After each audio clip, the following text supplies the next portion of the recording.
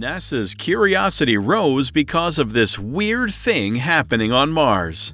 Hello everyone, and welcome to our channel. Today, we'll tell you about the recent findings of NASA on the planet Mars. Let's get started. When NASA's Curiosity rover arrived in the sulfate-bearing unit last fall, scientists thought they had seen the last sign that this part of Mars was once covered in lakes. But new information from the rover shows that this isn't true. This is because the rock layers here came from places that were much drier than the places we looked at earlier in the trip. It is thought that the salty chemicals in the area, called sulfates, were left behind when the water level in the area dropped to a trickle. So the team of the Curiosity rover was surprised when they found the most convincing proof so far that ancient lakes had ripples in them. Back billions of years ago, when waves broke on the top of a shallow lake, they stirred up sediment at the lake bottom. This made the rocks that were left behind look like they were rippling. Ashwin Vasavada, the project scientist for Curiosity at NASA's Jet Propulsion Laboratory in Southern California, said, "This is the best sign of water and waves we've seen during the whole mission. We've been looking for waves and water on Mars for a long time. We've climbed through thousands of feet of lake deposits, but we never saw evidence like this. Now we found it where we thought the ground was dry." Since 2014, the rover has been moving up the slopes of Mount Sharp, a 3-mile-high or 5-kilometer-high mountain that used to have lakes and streams that would have been a good place for microorganisms to live, if they ever lived on Mars. Mount Sharp used to have a lot of lakes and streams, which would have been a great place for microbes to live. Mount Sharp is made up of layers, with the oldest layers at the base and the most recent ones at the top. As the rover moves up, it moves further into the past of Mars. This gives scientists a chance to study how Mars went from being more like Earth in the past, with a warmer climate and lots of water, to being an ice-covered desert today. After climbing nearly a half a mile above Mount Sharp's base, Curiosity found these undulating rock shapes in a thin layer of black granite called the marker band.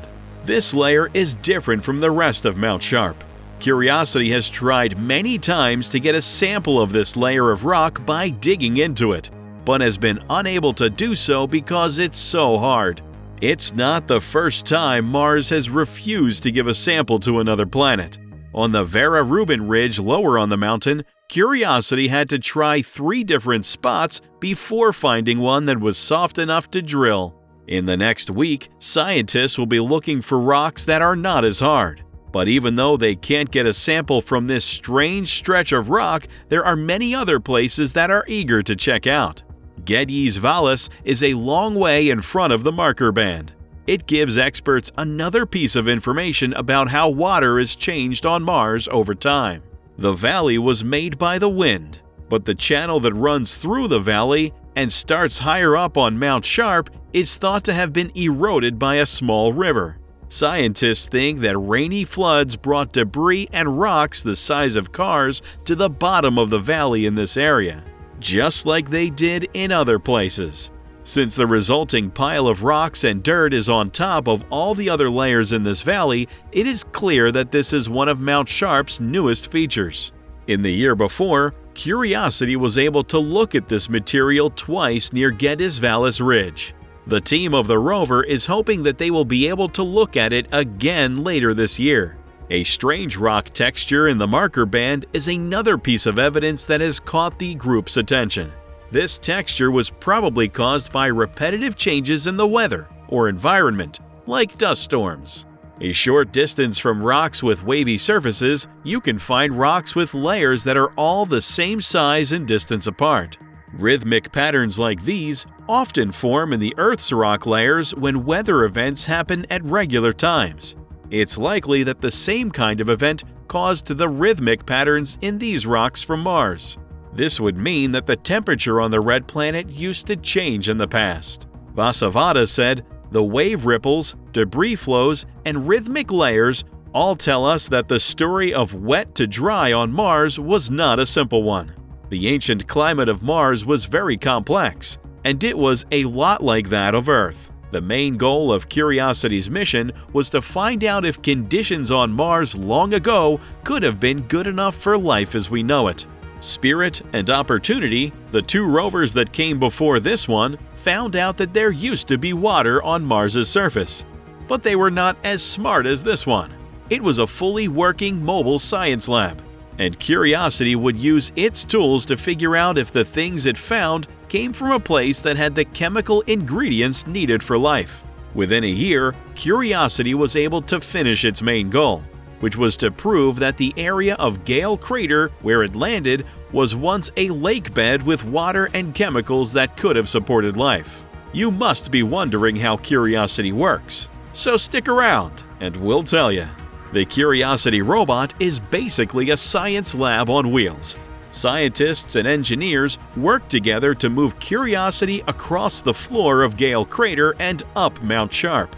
It stops for weeks or months at a time to collect data and drill at scientifically interesting spots.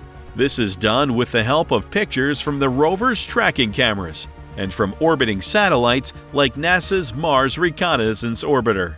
The rover's robotic arm has a drill and a scoop that are used to get dirt and rock samples.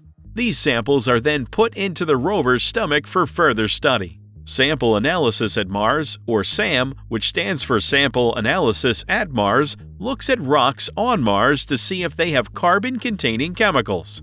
CHEMIN is a chemical and mineralogy device that looks at the different kinds of minerals in rocks to figure out how good the environment was for life when the sediments that made up the rocks were first deposited. In addition to cameras that help rover drivers plan their trips, the Curiosity rover has a variety of cameras that help scientists look at rocks for hints, such as whether they were formed in still or moving water. The MALI camera is on the robotic arm. It works in a way that is similar to how a geologist would use a magnifying glass out in the field. On the other hand, the MASTCAM cameras, which are on the mast of the rover, take pictures in many colors that can be put together to make large landscapes. When Curiosity wants to take a picture, it extends its robotic arm and turns the MALI camera so that it is facing inward. Because the camera's field of view is so small, it needs to take a lot of shots that need to be put together when they get back to Earth. In order to finish the process, the robotic arm has to be cut off. This may confuse people who are looking at the beautiful result.